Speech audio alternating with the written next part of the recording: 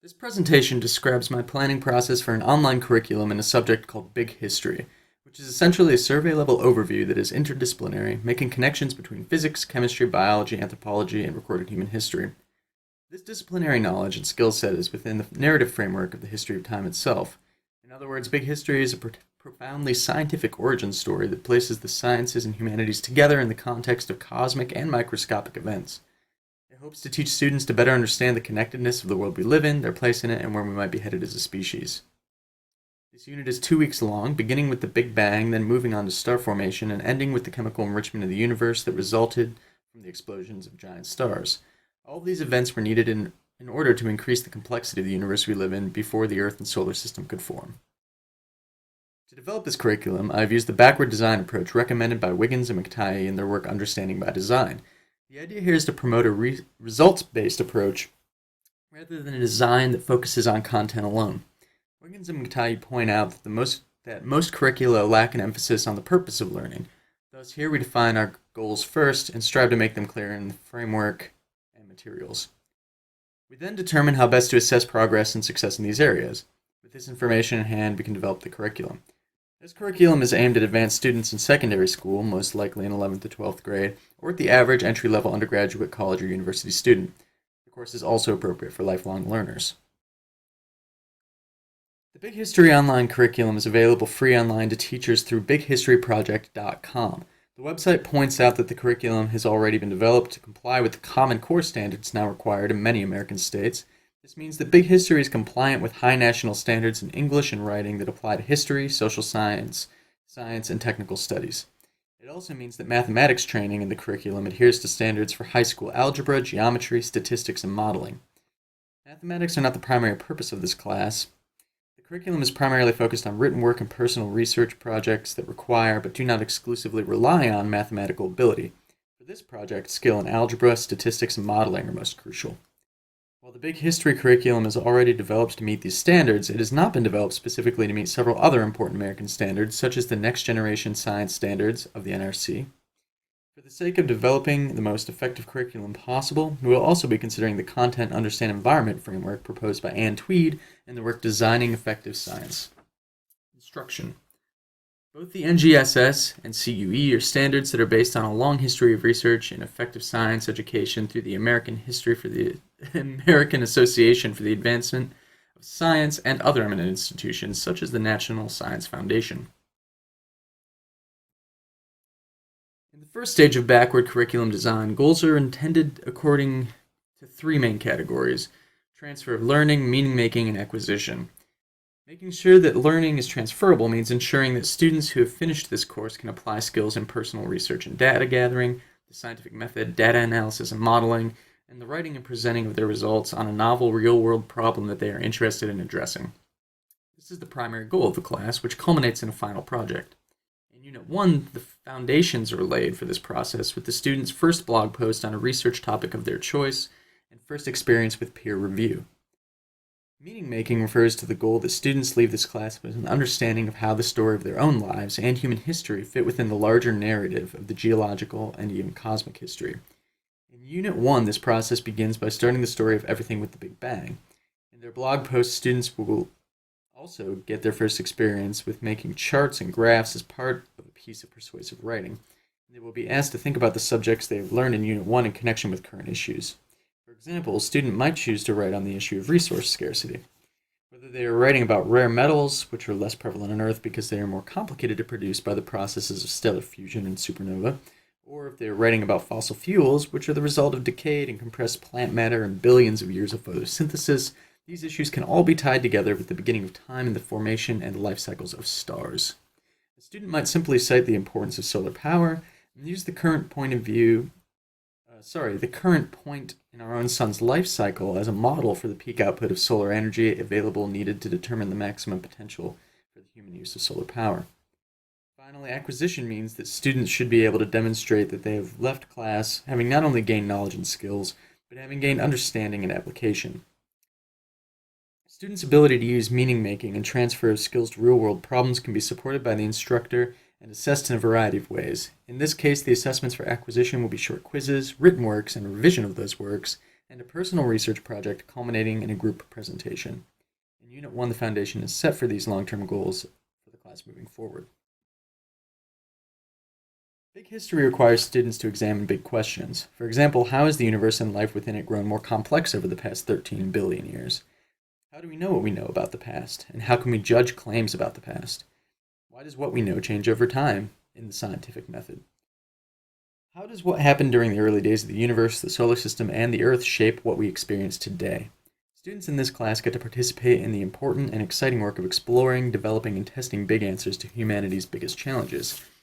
These essential questions foster inquiry and a deeper understanding of the disciplinary knowledge and skills acquired in the course, and engage the learner by connecting their own existence and current events to deep time into the activity of universal laws that give us insight into the life of the smallest and largest activities we know. One of the major themes in big history is the idea that over time, energy and potential energy in the form of matter tend to flow from one system to another.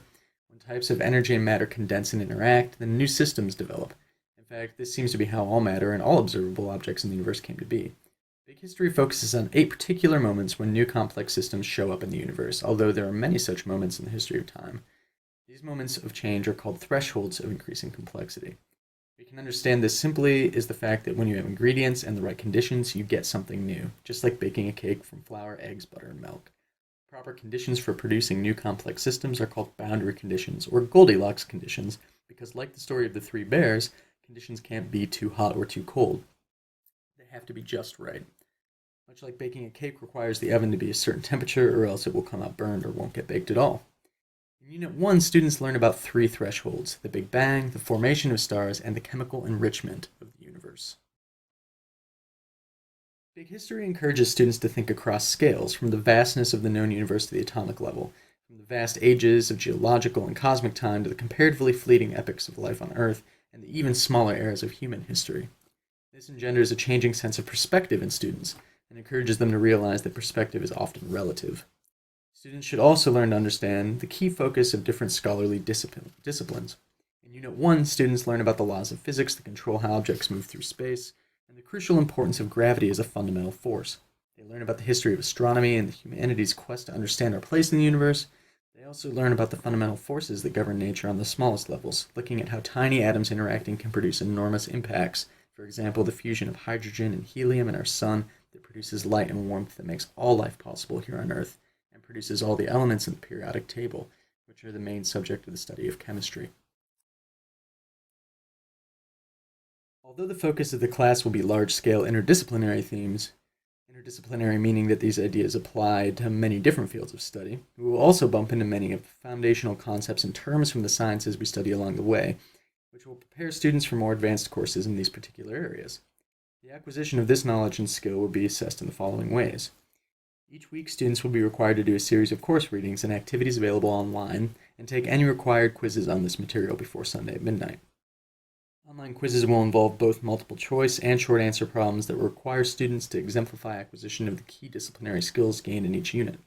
In this case, a basic understanding of the laws of motion, the universal law of gravitation, some understanding of thermodynamic systems, and basic chemistry are required. This knowledge is employed in the Build Your Own Galaxy activity, in which students model their own galactic history from the beginning of time until the end of the life cycle of their first stars. Students will also be required to do 1 blog post. For instructions on how to make a blog and connect it with an instructor and fellow students, there is a Starting Your Blog video provided with the other introductory materials in Unit 1.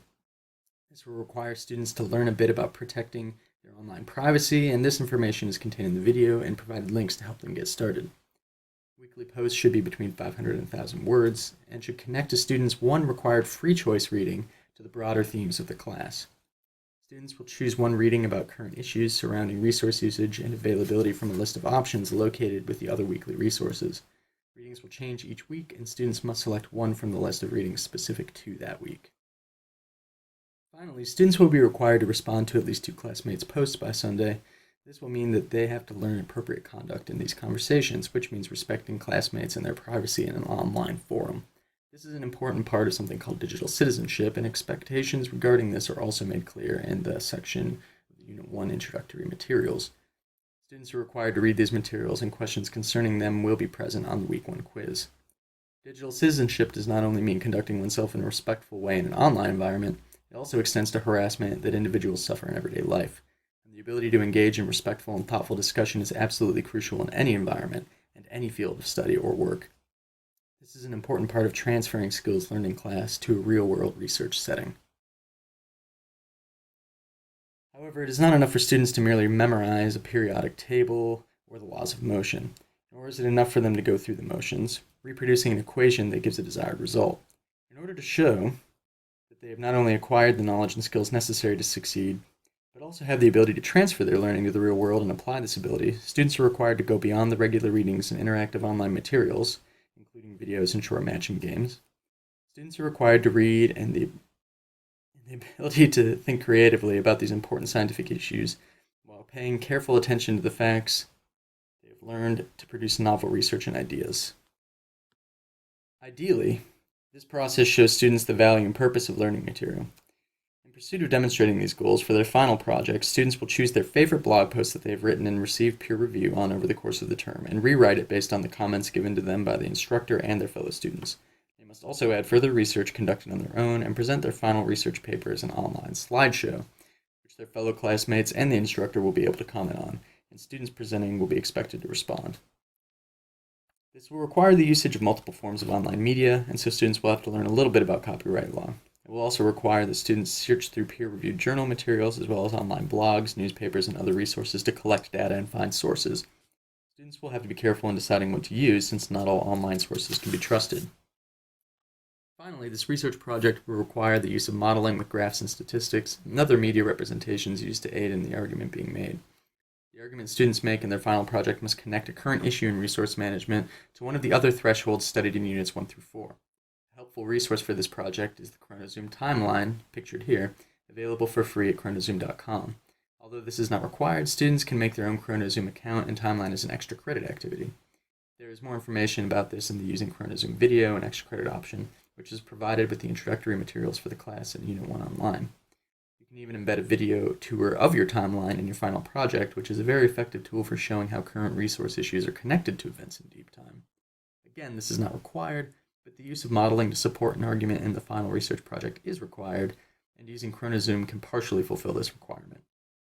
Statistical representation of some form is also needed.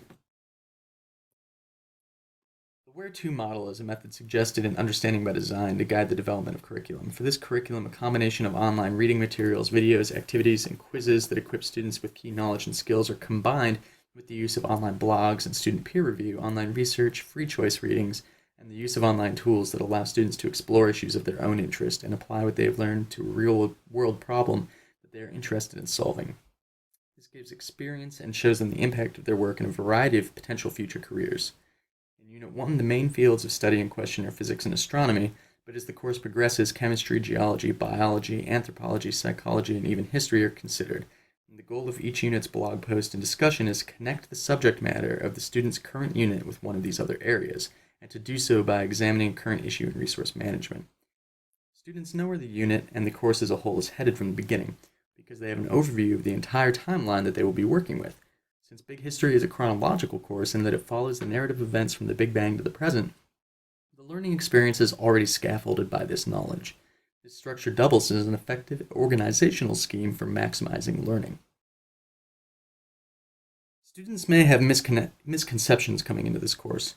For example, they might struggle with ideas about the origins of the universe, evolution, especially human evolution, the non-privileged perspective of Western culture as a fleeting development among many cultures in the history of humanity, or with current issues having to do with humanity's role in or even the existence of mass extinction, pollution, resource scarcity, global human rights issues, and global climate change.